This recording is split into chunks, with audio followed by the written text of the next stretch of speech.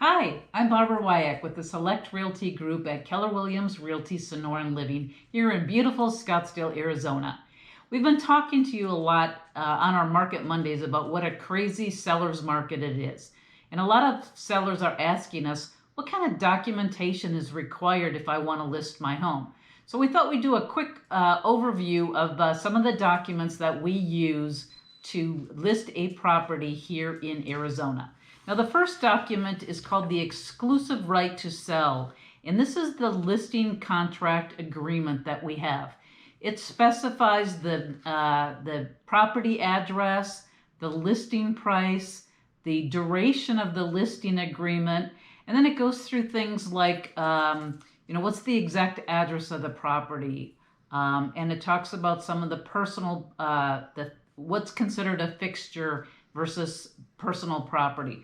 Now, your refrigerator, if it's not built in, washer and dryer are considered personal property. So those can stay with the property, or they can be used as a way to negotiate terms of the listing agreement or the purchase price of your home. The other thing that the listing agreement goes through is gives us ability to put a lockbox on your home. And then it goes through the responsibilities of the listing agent as well as the seller. In the listing agreement, it also talks about compensation. How much are you going to pay a listing agent to sell your home?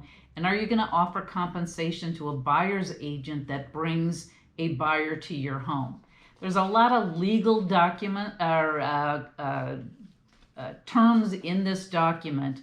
And in one of our next sessions, we're going to actually go through this document section by section and review it in detail with you. So be on the lookout for one of the next series that we have in our session on how to list a property in Arizona. Okay, the next document that we're going to talk about is the actual agency disclosure and agreement. This document specifies what your agency agreement is. It's the actual, the hiring agreement, if you will. So it specifies if your agent is going to represent you solely as your agent, or if you also give your agent the ability to show your property to potential buyers and potentially represent both you and the buyer in this transaction. So this is a very important document for you to review and make sure you understand what type of agreement you're signing with your agent. The next document that we're going to look at is what's called a lead-based paint disclosure. Now, if your property was built prior to 1978, you're going to have to fill out this form, and it just specifies if there's anything that you know about the property and if you know of any lead-based paint issues with your home. Most people don't. We do give a buyers the lead-based paint information so that they can investigate this if it's important to them. There's a lot of documents to go through on the listing agreement, and the next one is the seller's property disclosure. Now, this is a very important document for you to look at and fill out and read very, very carefully, because in this document, you're just going to disclose to the buyer anything that you know about the property that may be material to the buyer as to the price that they're willing to pay for your home, and also any issues that might be involved with your home. For example, things like how old is the air conditioning unit? How old is the roof? Have you ever had any plumbing issues? Now, if you have, it's okay. Most people have had some issues with their home, especially if they've owned it for a while. You're just going to want to specify what the issue is and what you did to resolve the issue. For example, if you had a plumbing leak, your water heater went out, well, it was replaced, so it's no longer an issue, but you do have to disclose that it was replaced.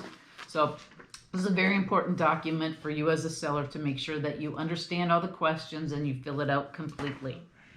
The next document that you're going to fill out if you live in a homeowners association is called the Homeowners Association Plan Community Addendum. Now, this document specifies what the HOA fees are. Are they paid monthly? Are they paid quarterly? Are they paid annual? if there's any assessments that are have been levied against the property. Are there any capital improvement fees that a buyer might have to pay when they purchase your home? Are there any transfer fees that your homeowners association charges a buyer when the property transfers? Typically there are, and then so you just have to specify on here what those are. Now what we typically do is we'll call the management company of your homeowners association for you and get all this information for you so that it's complete and up to date, and you can be assured that the correct numbers are on there. Now the last document that we're going to complete to list your property is called the residential input form. Now this specifies all the details about your home. How many bedrooms do you have? How many bathrooms? How big is your home? When was it built? What's the size of the home? What's the size of your lot? Do you have a swimming pool? Do you have a family room? Do you have a den? So it goes through everything about the property.